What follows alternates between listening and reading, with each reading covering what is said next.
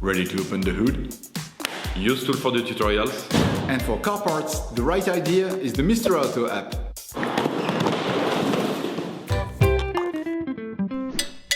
You will find the bulk tie rod ends used in the video exclusively on the Mr. Auto website and through the link in the description.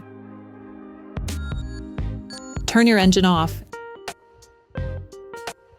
and pull up the handbrake. Loosen the stud bolts on the front wheels. To be able to change the inner and outer tie rod on your vehicle, you must remove the wheels to gain complete access to the steering system. Lift the front of the vehicle. Place the vehicle on the axle stands. We strongly suggest watching our tutorial, raising your C4 to safely, before carrying out this step. Don't forget to slide the wheels under the vehicle. Turn the disc inwards. This will facilitate the process. You can now see the outer tie rod end. As the components to be removed are very often seized up, don't hesitate to brush and to use penetrating oil to facilitate the operation. With a marker, trace a line between the axle joint and the tie rod end. It will help later during the disassembly and reassembly process. With a 19mm spanner, start by loosening the locking ring nut on the inner tie rod. It is there to stop any form of rotation of the two pieces towards each other, as this could have an impact on the geometric settings of your vehicle. Hold the tie rod axle joint with a 13mm spanner to prevent it from turning. Brush the tie rod and retaining nut and spray with penetrating oil. Using a 16mm spanner, release the holding lug nut on the tie rod end. Remove the washer. If you do not have a ball joint puller, take a hammer and hit the lug nut hard just at the end of the threading. The ball joint should move away from the pivot. Only tap on the tie rod end pivot if you are changing the tie rod end, otherwise you risk damaging the threading. Paying close attention to the point of reference, unscrew the tie rod end, counting the number of turns necessary to extract the tie rod end. This will allow you to find an approximate setting when reassembling. For greater accuracy, use the mark drawn with a marker to return the Locknut to its initial position. Next, measure the distance between the Locknut and the end of the tie rod ball joint using a caliper. In any case, an alignment check will have to be carried out by a professional after performing this operation. Remove the Locknut from the axle joint.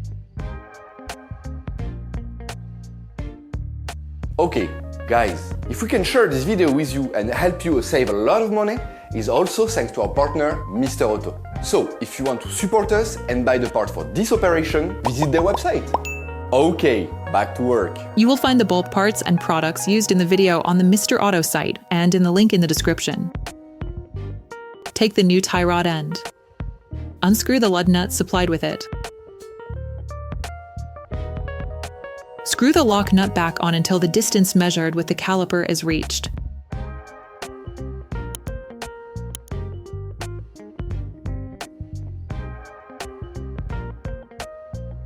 Put the tie rod end back in place, making the same number of turns as counted during disassembly.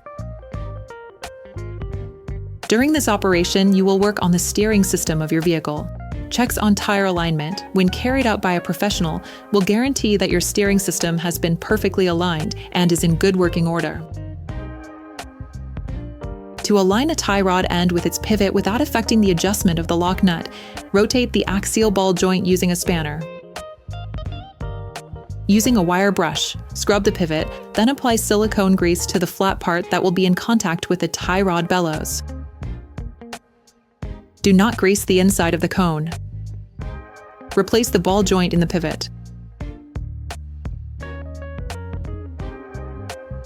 Tighten the nut using a 17mm spanner. Finish off the tightening with a torque wrench.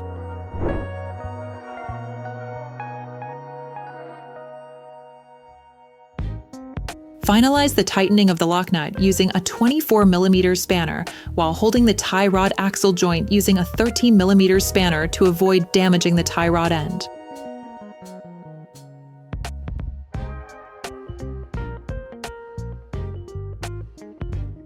Then you will be able to put the wheels back on your vehicle. Put your car back on the ground